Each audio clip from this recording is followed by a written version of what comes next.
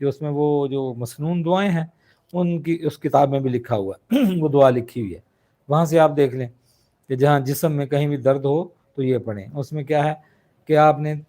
3 دفعہ بسم اللہ بسم اللہ بسم اللہ، دائیں ہاتھ کو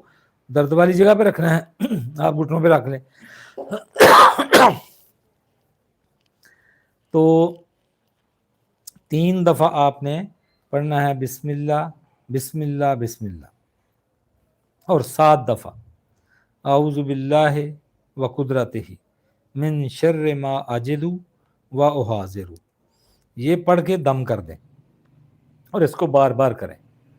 بعض کا تو ایسا ہوتا ہے کہ بس ہفتہ 2 ہفتے میں سب غائب، کسی کو بڑا زیادہ مرض ہو تو مہینہ، لیکن یہ پڑھ بھی لیں کہ شفائی ہے،